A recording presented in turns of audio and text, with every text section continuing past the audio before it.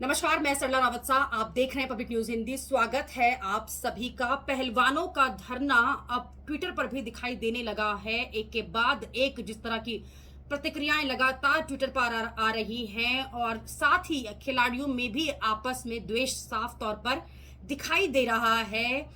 भारतीय पहलवान और बीजेपी की नेता बबीता फोगाट ने अब साक्षी मलिक और उनके पति के ऊपर ट्विटर पर हमला किया है और एक स्टेटस शेयर करते हुए लिखा है कि पूरा तरह से इस धरने का राजनीतिकरण हुआ है।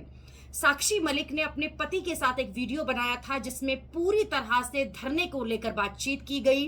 किस तरह से धरना आगे बढ़ा, क्या क्या खिलाड़ियों के साथ हुआ, किस तरह से यौन शोषण हुआ, 10 साल तक खिलाड़ी चुप रहे और फिर जब उन्हें लगा कि उन्हें अपनी बात देश में रखनी चाहिए, उन्होंने धरना प्रदर्शन किया ताकि इंसाफ हो चुके। उसको लेकर साक्षी और उनके पति ने एक वीडियो बनाया था। इसी वीडियो पर नेता बबीता फोगाट ने अपना बयान दिया और ये कहा कि ये राजनीतिकरण का है। साफ तौर पर दिखाई दे रहा है कि खिलाड़ी जो हैं किस तरह से कांग्रेस के बहकावे में आकर इस तरह की बयानबाजी, इस तरह का विरोध जो है वो लगातार कर रहे हैं। साथ ही अब बबीता फोगाट ने यह भी लिखा है कि मैंने बार बार खिलाड़ियों से ये कहा था कि प्रधानमंत्री से मिले, गृह मंत्री से मिले, इस बात को रखने का एक तरीका होना चाहिए था, लेकिन खिलाड़ियों ने बात नहीं सुनी और खिलाड़ियों ने जानबूझकर इस तरह से मंच पर जाकर इस तरह से धरना दिया और कहीं ना कहीं जो मामला है वो राजनीति से ज्यादा प्रभावित लग रहा है। कुछ ही समय बाद इस बात का जवाब भी साक्षी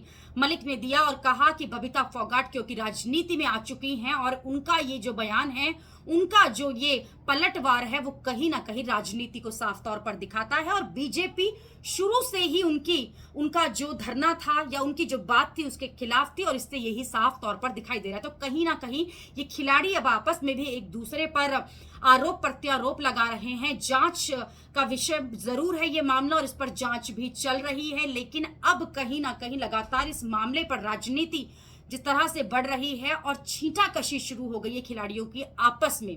अभी के लिए इतना ही। अगली खबर में आपसे फिर होगी मुलाकात। देश और दुनिया की खबरों के लिए आप देखते रहिए, आप जुड़े रहिए पब्लिक न्यूज हिंदी के साथ। धन्यवाद।